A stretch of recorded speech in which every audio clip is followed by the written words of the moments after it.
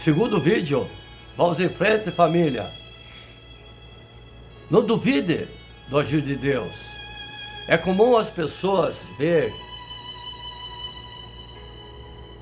pessoas duvidando do agir de Deus.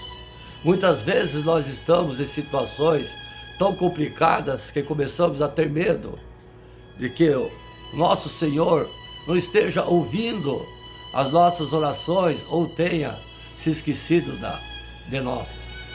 Apesar de comum, isso não deveria acontecer, pois o nosso Pai é o primeiro a querer o melhor para nós, seus filhos. Então hoje vamos refletir nesse momento, nessa pregação, sobre a dúvida e quão perigosa ela pode ser. É pecado duvidar? Ora, sem fé é impossível agradar-lhe, porque é necessário que aquele que se aproxima de Deus cria que Ele existe e que é galardeador dos que o buscam. Hebreus capítulo 11, verso 6. A dúvida não é pecado, desde que ele não comprometa a nossa fé. Desde que ela não comprometa a nossa fé. Então trata-se do agir de Deus na nossa vida. É assim errado duvidar. Pois nesse caso nos mostramos incrédulos quanto ao Senhor já fez e tem feito em sua vida. Como está escrito no versículo, é preciso ter fé para agradar a Deus.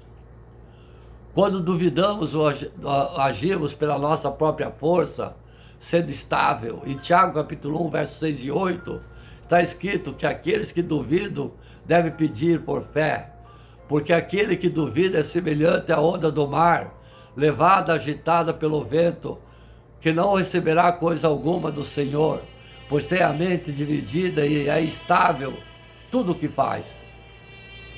Simplesmente acredite, tenha fé, coloque seus problemas na mão dele, Jesus, Deus Pai. Retenhamos firmes a confissão da nossa esperança, porque fiel é o que prometeu.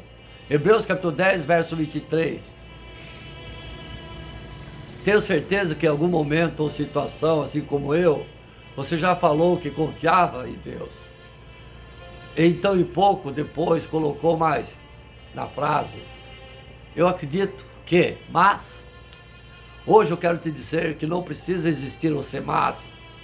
O que é a vontade de Deus acontece, pois Ele é soberano e pode agir em todas as coisas. Da mesma forma, nosso Senhor é fiel e cumpre suas promessas. Então não duvide das promessas de Deus na sua vida. Em Números capítulo 23, verso 19, está escrito que Deus não é homem que minta, nem filho de homem para que se arrependa. Aqui mais uma vez temos a certeza que Ele foi. O que foi falado, por Ele se cumprirá.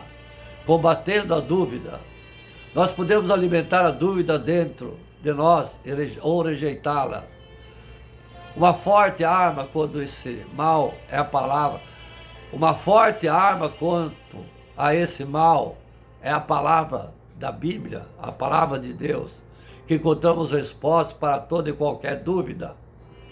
Então, desenvolver o hábito de ler a Bíblia é usar no combate essencial na sua vida. Isso nos lembra que no período em que Yoshua Mashiach foi tentado a duvidar pelo diabo, ele usou as escrituras para se defender e devemos sempre fazer o mesmo.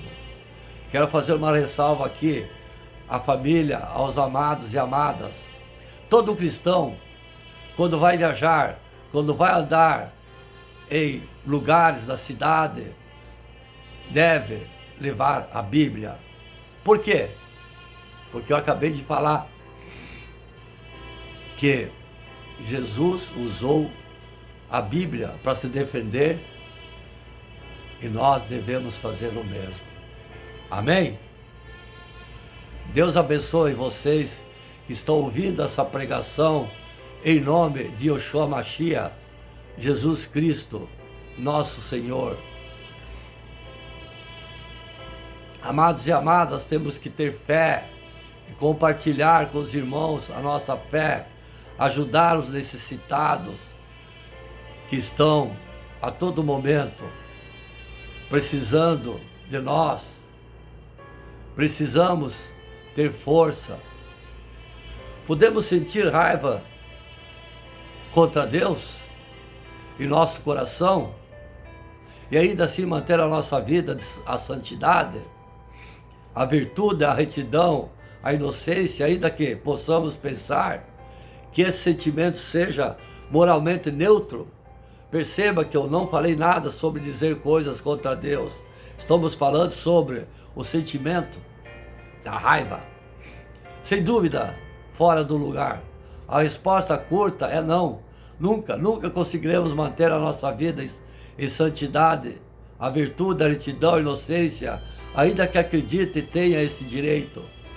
Esse nunca será um sentimento moralmente neutro. Sentir raiva de Deus. Em Romanos capítulo 9, versos 18 e 20, Paulo imagina a situação onde o homem vê em Deus algo que ele não gosta. O homem não aprova o modo de Deus agir. Então ele expressa isso de um jeito forte demais, que revela seu ressentimento. Então escute, leia, amados e amadas, Romanos capítulo 9, versos 18 e 20. Como vocês podem ver, ele escolhe ter misericórdia de alguns e endurecer o coração de outros. Mas algum de vocês dirá, então por que Deus os culpa? Não estão apenas cumprindo a vontade dele? Ora, quem é você, mero ser humano, para discutir com Deus? Acaso o objeto criado pode dizer àquele que o criou, porque você me fez assim? Romanos capítulo 9, versos 18 e 20.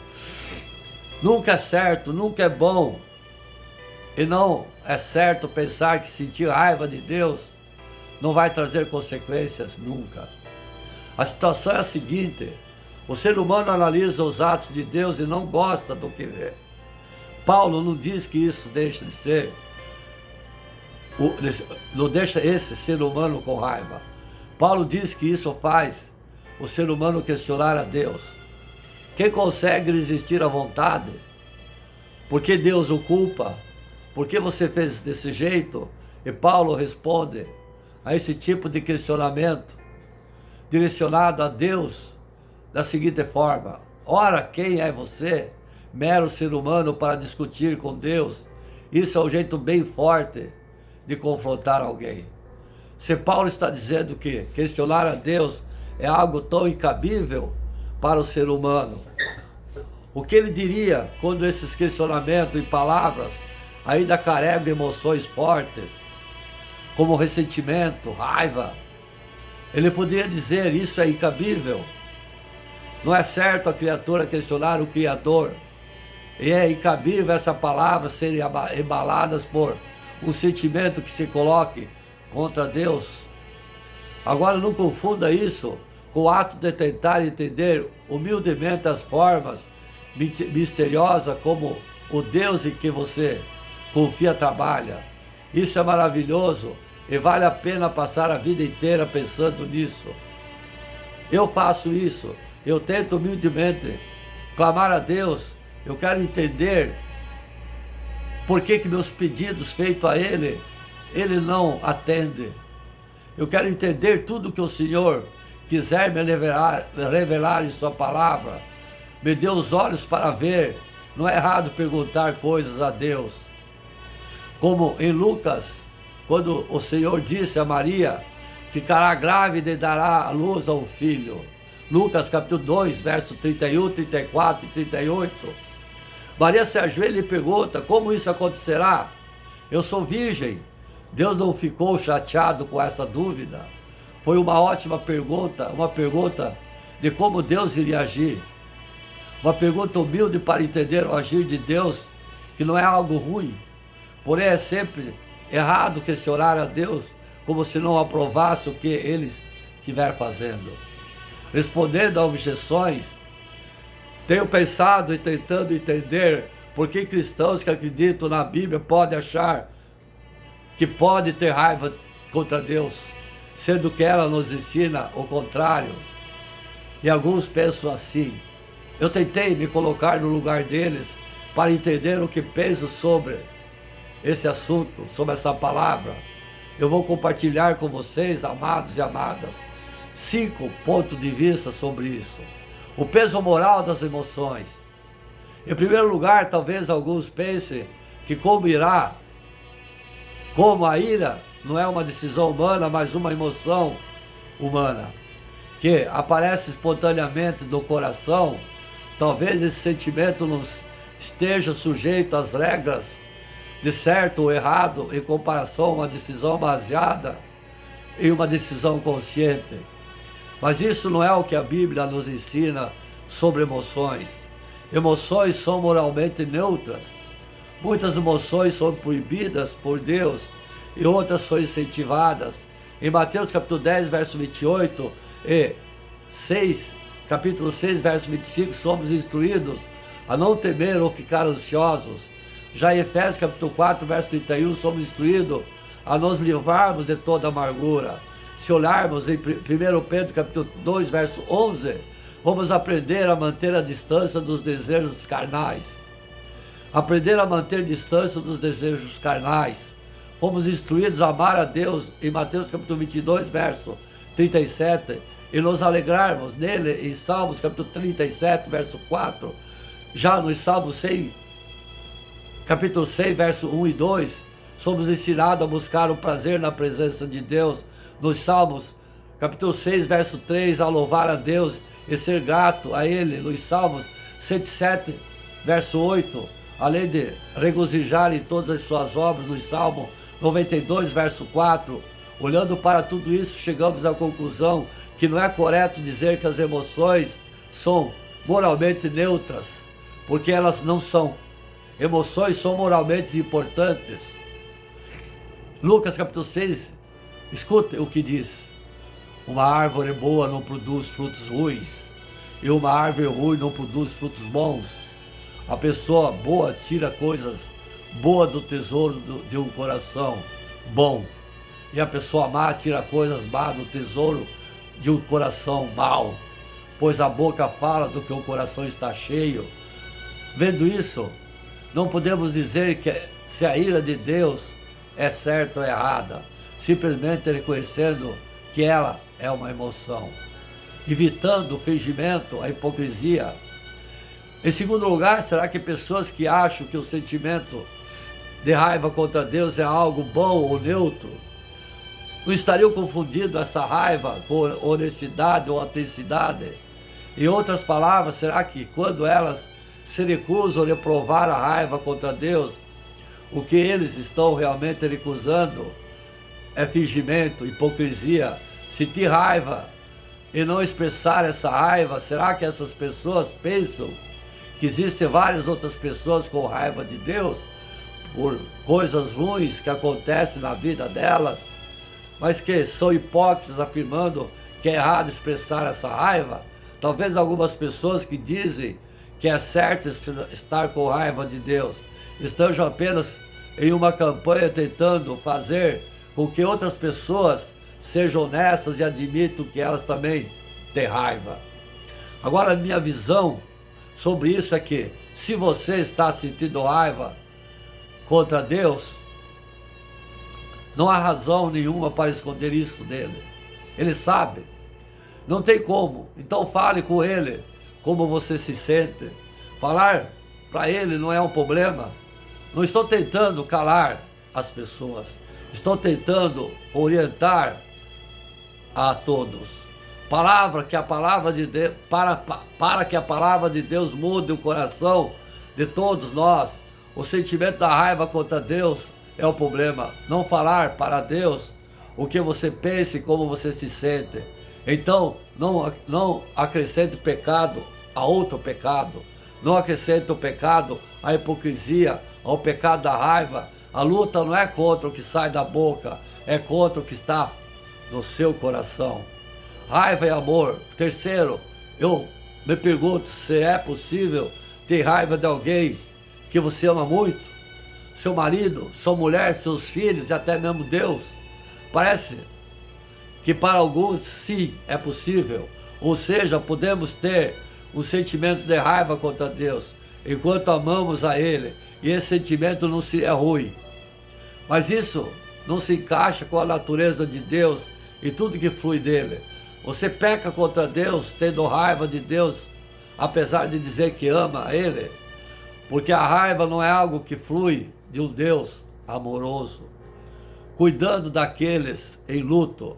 Em quarto lugar, eu me pergunto se alguns que atuam no ministério cuidando pastoralmente de pessoas que não estão relutantes em condenar a raiva contra Deus, porque acham que se fizerem isso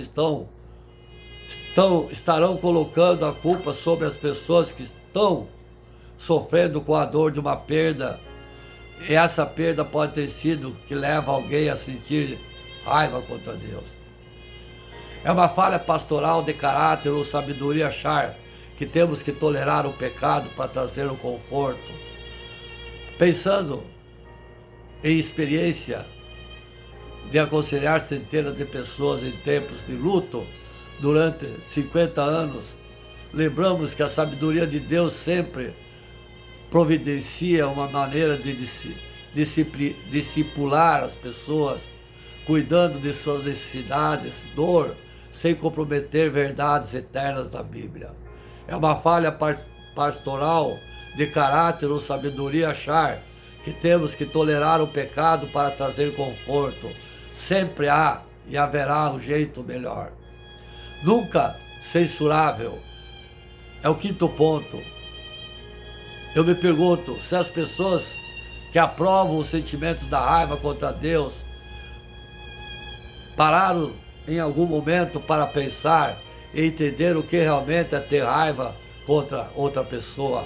Raiva é uma desaprovação forte e emocionalmente carregada. Deus faz uma coisa, nós avaliamos, nós desaprovamos, nós nos opomos àquilo emocionalmente, nós resistimos à raiva. É a resposta do nosso coração da acusação contra Deus, que primeiro acontece na nossa cabeça.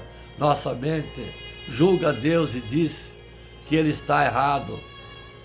E nossas emoções dizem isso através da raiva. Agora o antídoto para isso é aprender que Deus sempre age de uma forma justa. Deus age com sabedoria, amor além da nossa compreensão. Ele sempre age com amor. Ele nunca faz mal a você. Nenhum ser humano tem a capacidade de censurar a Deus. Deus é sempre puro, santo, justo e bom. Deus é infinitivamente digno de nossa confiança, admiração e prazer. Quando nós não entendemos como Deus age, devemos nos ajoelhar e humildemente repetir o que Paulo diz em Romanos. Vou ler a você. Atenção, amado e amada. Como são grandes as riquezas, a sabedoria e o conhecimento de Deus, é impossível entendermos suas decisões e seus caminhos. Romanos capítulo 11, verso 33. Amados e amadas, nunca esqueçam disso. Amém? Deus te ama. Não duvide dessa verdade. Você acredita que Deus te ama? Olhe para o seu lado direito e fala para o seu irmão ou irmã. Você acredita que Deus te ama? Faz essa pergunta. Acredita mesmo? Não importa o que aconteça, que você é amado por Deus? A frase Deus te ama é muito repetida. Por isso, muitas vezes acaba soando banal para quem ouve. No entanto, ela nunca é uma banalidade, mas é uma verdade absoluta. Jesus te ama. Jesus te ama. Jesus te ama. Hoje, vamos reforçar que você é amado, amada por Deus. Isso não é um fruto de um sentimento humano ou depende do que você faz. Jesus escolheu se entregar por você, mesmo sem garantia de que você aceitaria o amor dele. Você é um filho amado, abençoado, cuidado e protegido. Nada pode mudar tudo isso. Vivemos pelo que cremos, não pelo que vemos. A nossa relação com Deus não se baseia nas nossas atitudes, mas na fé. É ela que nos faz chegar diante do Pai, mesmo tendo consciência de que somos pequenos diante da grandeza, do amor e do poder de Deus. Aproximemo-nos do trono da graça com toda a confiança, a fim de recebermos misericórdia e encontrarmos graça que nos ajude no momento de necessidade. Hebreus, capítulo 4, verso 16. Pense em uma pessoa que você sabe que te ama muito. Agora responda, por que você tem essa certeza? Responda. Aceitar o amor de Deus é um passo de fé, pois depende de olharmos para uma pessoa que não é visível, mas é real. A fé nos faz olhar para Yeshua Mashiach e ter a certeza de que somos amados por Ele, independentemente das circunstâncias. Isso não é um mérito nosso. 3 momentos pelos quais precisamos lembrar que Deus nos ama, tá? Vamos lá. Atenção, filhos. Atenção, amados e amados. 1. Quando nos sentirmos a presença dEle. O que nos aproxima de Deus é a fé. Por causa delas podemos crer na palavra sem duvidar. É uma das coisas que a Bíblia nos garante, é que somos amados por Deus de forma incondicional. Esse amor não é fruto do que fazemos, mas das próprias naturezas de Deus. Deus nos amou quando estávamos mortos em pecado. Efésios capítulo 2, quando não queríamos de nenhum jeito, tipo relacionamento com Ele. O tamanho do amor de Deus por nós é muito maior do que qualquer coisa que podemos fazer para conquistá-lo, ou dos erros que cometemos. Por isso, não é porque não sentimos a presença dEle que Ele deixou de nos amar. Jesus não precisa de motivos para nos amar. Ele escolheu fazer isso diariamente, em todos os momentos, para sempre. Segundo, quando nós pecarmos, Adão foi o primeiro a pecar. Quando se deu conta disso, logo buscou se esconder de Deus. Gênesis capítulo 3. Ainda hoje, isso costuma ser nossa primeira reação diante do pecado. Pecar é ter atitudes diferentes daquelas que Deus nos orienta a ter. Nessas horas é fácil se sentir indigno e querer fugir de Deus, nosso Pai. Contudo, não é a nossa atitude que Ele nos orienta a ter. Ouvindo o homem e sua mulher os passos do Senhor, Deus que andava pelo jardim quando soprava a brisa do dia, esconderam-se da presença do Senhor, Deus, entre as árvores do jardim. Mas o Senhor Deus chamou o homem perguntando: onde você está? Gênesis capítulo 3, verso 8 e 9. Quando Adão se escondeu, Deus foi até ele. Quando Jesus estava na terra, Ele não deixou os pecadores de lado. Isso significa que Deus concorda com o pecado? Não. Ele odeia o pecado, mas ama o pecador. O pecado nos afasta de Deus porque ele abre espaço para a condenação de quem vem do inferno. Porém, Jesus é a solução para qualquer erro cometido pelo homem. Com seu sacrifício, Jesus resolveu o problema do pecado uma vez por todas. Agora, Ele muda a nossa natureza e garante o perdão para cada falha que cometemos. Por isso, quando você pecar, não fuja de Deus. Ao contrário, corra e dê um abraço a Ele.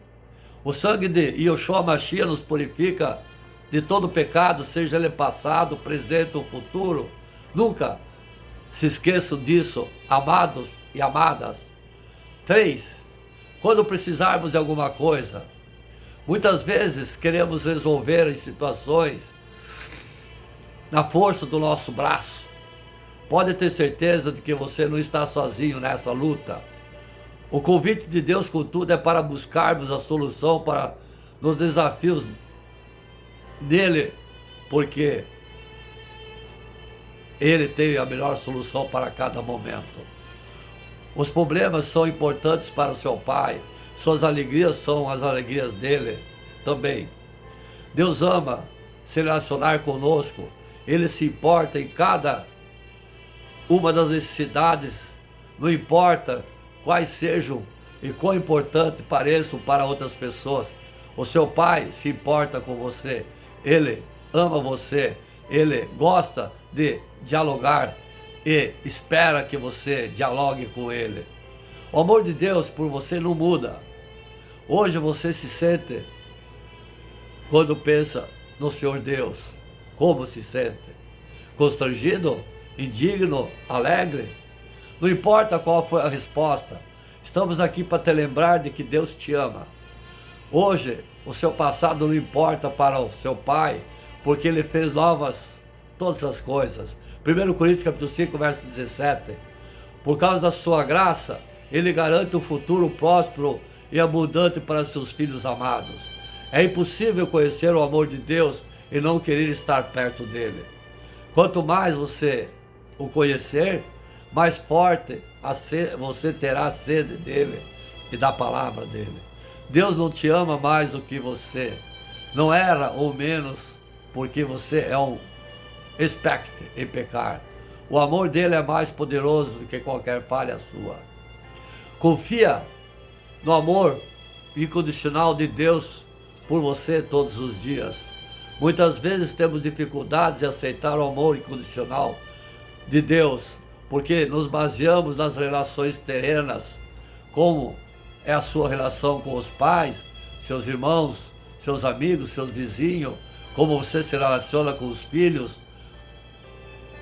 Você pode ter a melhor referência possível de relacionamento familiar, mas ainda assim, isso não pode ser a base da sua relação com Deus. Deus te ama, não se esqueça disso. Te ama tanto que, mesmo sem você merecer, enviou seu Filho único para morrer no seu lugar e te dar o perdão total e completo pelas suas falhas. Esse é o tipo de amor que não pode ser encontrado em nenhum humano. Por isso, para entender o amor de Deus por nós, devemos descobrir quem Ele é, através da palavra, através da Bíblia. Porque é errado eu me revoltar com Deus, sendo que Ele me colocou em determinada situação? Sim, se Deus é bom, porque Ele me deu uma vida ruim, uma vida difícil, inclusive sendo até brasileiro. Eu entendo a vida como é uma grande escola, que tem 3 testes. Não acho que estamos aqui para viver no bem bom, com um grande hedonista gozando de prazeres e conforto do mundo material. Penso que o grande sentido da vida é a salvação, é a elevação moral, sendo essa a maior riqueza que o ser humano pode carregar na vida. Consigo ver de longe a insatisfação, às vezes, de pessoas que têm com a própria vida. Sim, a insatisfação que tem, provavelmente porque ainda não deu certo dentro da lógica do capital. Além disso, vejo uma certa transferência de culpa. Aí é culpa do governo, dos pais, do país que nasci, da igreja e da religião e de Deus. É muito difícil, é muito fácil culpar os outros do que olhar para si mesmo e dizer, bem, eu fracassei. O que cabe a mim fazer agora para transcender essa minha condição? Eis o primeiro caminho. Deus já te deu vida e o livre-arbítrio de escolha. Cabe a você criar condições para alcançar seus objetivos. Sou prova viva que Deus habita na ação. Ou você acha que Ele vai te carregar no colo e te dar tudo aquilo que você deseja? Seria muito fácil e contra a própria natureza das coisas. Amém? Porque Deus não me ama. Já falamos muito sobre isso. Eu tentado o melhor para estar perto de Deus e clamar a Ele, mas Ele não respondeu a nenhuma de minhas orações. Eu tenho sofrido estado de coração partido por um longo tempo e parece que Ele não percebe. Eu não me sinto amado. Seguindo Ele, eu sinto seu poder e disciplina somente. Mas ainda me sinto vazio por dentro. Isso significa que estou cortado dele? Ou eu vou para o inferno? É isso? Será que Deus está com raiva de mim porque pequei? Quando eu tinha menos de 10 anos, eu tive uma brilhante ideia. Eu iria fazer uma capa de tecido para o meu diário. Minha mãe adotiva, porque minha mãe morreu, gostava de costurar, tinha um grande estoque de tecidos, das mais variadas cores e estilos. Pensei que se eu pegasse algum deles para fazer minha capa, ela não sentiria falta, pois afinal ela tinha muito. Peguei um deles e cortei no tamanho que eu queria e colei os pedaços. Fiz a minha capa e não falei nada para mãe adotiva. Algumas semanas depois ela percebeu que um de seus tecidos mais caros foram cortados de maneira extremamente grosseira, exatamente do tamanho da minha capa e do tecido para o diário. Minha mãe ficou brava comigo. Por semanas eu me senti muito mal por isso. Minha capa de tecido nem tinha ficado tão legal. E ainda por cima deixei minha mãe, querida, nervosa. Naquele momento eu senti que ela não iria me perdoar. Ela estava com raiva. Felizmente o nosso Pai Celestial não age como minha querida mamãe. Ele, quando nos arrependermos sinceramente, sentimos pesar e desejamos mudar, Ele perdoa os nossos erros e se esquece deles. E se Ele se esquece dos nossos pecados, Ele não sente raiva de você. Sim, pois eu, o Senhor, não posso encarar o pecado com o mínimo grau de tolerância. Entretanto, aquele que se arrepender e cumprir o mandamento do Senhor será perdoado. Deus nunca concorda com nossos pecados, mas o pecado sempre será errado. Porém, por maior que seja a quantidade de nossos erros, o Pai Celestial nunca deixará de nos amar. Vai-te e não peque mais. Como representante de Deus da terra, João, capítulo 5, verso 19, o Salvador Yeshua Mashiach nos demonstrou essa verdade ao conversar com a mulher que foi apanhada em adultério. Os fariseus que trouxeram a mulher à presença de Cristo esperavam que ele castigasse ou a fizesse cumprir com a lei e fosse apedrejada e morta. O Salvador então disse: aquele que dentre vós está sem pecado, seja o primeiro que atire a pedra contra ela. João capítulo 8, verso 7. Endireitando-se Jesus, e não vendo ninguém mais do que a mulher, disse-lhe: mulher, onde estão aqueles teus acusadores? Ninguém te condenou? Então ela disse: ninguém, Senhor. E disse-lhe Jesus: nem eu te condeno, vai-te e não peques mais. João capítulo 8, verso 10 e 11. De todas aquelas pessoas presentes, somente o Salvador poderia ter condenado aquela mulher. Ele poderia ter tirado a primeira pedra, mas não o fez. Ele poderia ter sentido raiva daquela mulher por conta de seus erros, mas não o fez. Por causa do seu amor perfeito por cada um de nós, Cristo, Yeshua Mashiach, disse àquela mulher: nem eu também te condeno.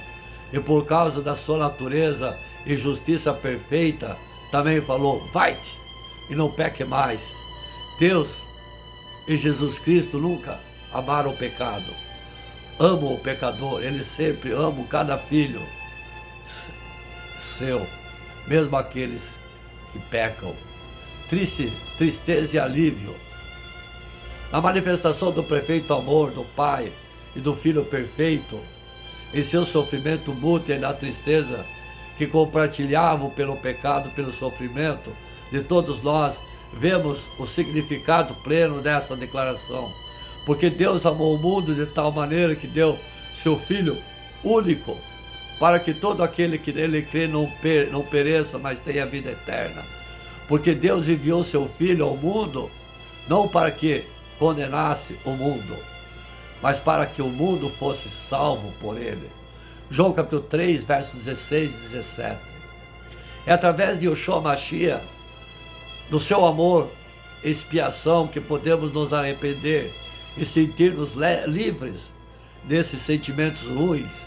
Por muitas vezes pensamos no arrependimento como algo doloroso e triste, mas é exatamente o contrário. O arrependimento é uma dádiva divina. Deveríamos ter um sorriso no rosto quando falamos dele. O arrependimento nos ajuda a sentir o alívio necessário para nossas almas e nos aproximar dos céus. Identificar a origem do pensamento. O inimigo sabe o grande poder que recebemos ao nos arrepender. Ele acaba nos levando a pensar que Deus está desapontado conosco, que os nossos erros são horríveis, que não podemos ser perdoados e que Deus está com raiva de nós. Se você está começando a pensar assim, pare, stop, já. Esses pensamentos não são do seu Pai Celestial. Deus é nosso Pai, e por ser nosso Pai, Ele sempre nos amará por mais que erramos. Tenho certeza, amados e amadas, que minha mãe continua me amando, mesmo não estando comigo, mesmo que eu tenha destruído os tecidos da minha mãe adotiva, mais bonitos, e sei que ainda sendo um filho perfeito, ela perdoa os erros que cometo frequentemente. Sentimos que tudo está desmoronando no momento em que as coisas acontecem, mas mesmo a minha mãe, sendo humana, perdoa minhas mancadas e não fica brava comigo, tão brava. O que podemos dizer do nosso Papai Celestial, o Deus Todo-Poderoso, Criador do céu e da terra? Deus castiga? O que diz a Bíblia? Vamos ver? Deus castiga, nem todo sofrimento é castigo de Deus. Deus é justo, não deixa o pecado sem castigo, mas Ele também nos ama e perdoa. O castigo de Deus é sempre justo. A Bíblia diz que o castigo do pecado é a morte, e ficar separado de Deus, que é perfeito, não tolera o pecado. Todos pecamos e fomos separados de Deus como castigo. Romanos capítulo 3, verso 23, que diz: pois todos pecaram e estão destituídos da glória de Deus. Isso é justo? Mas Deus nos ama e não quer ficar separado de nós. Por isso, Ele decidiu pagar o castigo do pecado. Jesus veio para levar o nosso castigo lá na cruz, morrendo por nós, derramando o seu sangue para lavar a alma nossa do pecado. Agora, quem se arrepende de seus pecados e aceita Jesus como seu Salvador não está mais condenado? Romanos capítulo 8, verso 1 e 2, que diz: portanto, agora já não há condenação para os que estão em Cristo Jesus, porque por meio de Cristo Jesus, a lei do Espírito da vida me libertou da lei do pecado e da morte.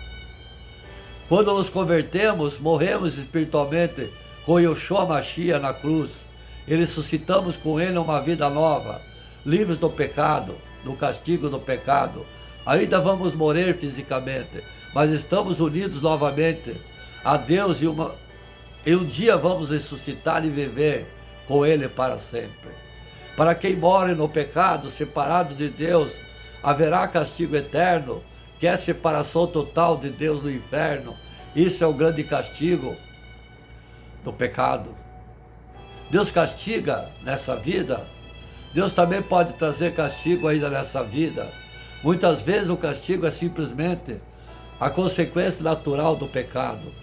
Por exemplo, uma pessoa que se bebeda muito pode ficar doente do fígado, não é isso? Ou se alguém é apanhado cometendo um crime, irá para a prisão, não é isso? Deus permite que esses castigos aconteçam para que as pessoas vejam o perigo do pecado e se arrependam. Para o crente, o castigo de Deus é disciplinar. Hebreus capítulo 12, verso 7 e 10, capítulo 12, versos 7 e 10, que diz: suportem as dificuldades recebendo-as como disciplina. Deus os trata como filhos. Ora, qual o filho que não é disciplinado por seu pai? Se vocês não são disciplinados, e a disciplina é para todo filho, então vocês não são filhos legítimos, mas ilegítimos. Além disso, tínhamos pais humanos que nos disciplinavam e nós o respeitávamos. Quanto mais devemos submetermos ao Pai do céu, dos espíritos, para assim vivermos. Nossos pais nos disciplinavam por curto período. Sim, palavras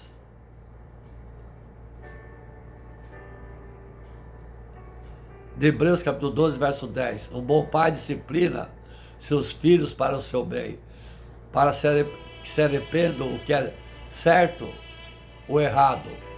Deus faz o mesmo. Seu castigo serve para mostrar o que precisamos mudar para vivermos de uma melhor maneira. Deus faz isso por amor, não porque gosta de nos machucar, pois Ele nos ama. No entanto, nem todo pecado vem com castigo, claro, logo após. Algum pecado pode parecer ir sem castigo pela vida toda, mas mesmo quando não há castigo, claro, nessa vida, depois da morte, cada pessoa terá que enfrentar a justiça de Deus. Quem não é salvo receberá todo o castigo que merece. Quem é salvo terá muito que agradecer a Yoshua Mashiach. Todo sofrimento é castigo de Deus? Nem todo sofrimento é castigo de Deus. Muito sofrimento não tem nada a ver com o castigo. O sofrimento pode ter muitas outras coisas, causas, que nem sempre são claras. Por isso, não é sensato acusar alguém de estar em pecado só porque está sofrendo.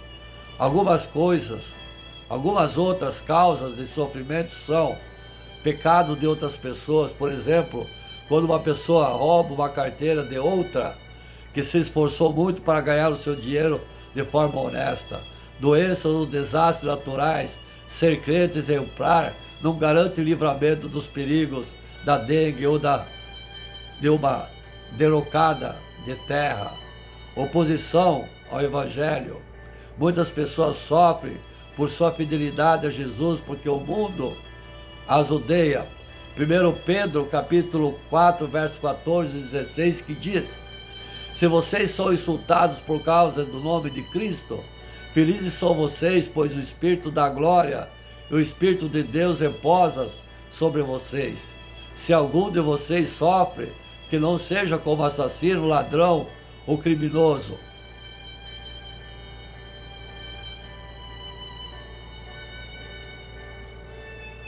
Ou como alguém que se intromete em negócios alheios. Contudo, se sofre como cristão, que não se envergonha, mas glorifique a Deus por meio desse nome. O exemplo de Jó também mostra que nem todo sofrimento é castigo. O próprio Deus disse que Jó era irrepreensível e ele não pecou, mesmo na provação. Jó capítulo 1, verso 1 e 8.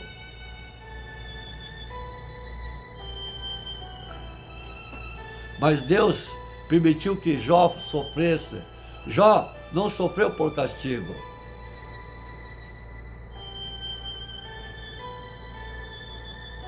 Sim, Jó não sofreu por castigo. Deus castiga quando nós pecamos. Vou seguir essa pregação no terceiro vídeo. Glória a Deus. Amém.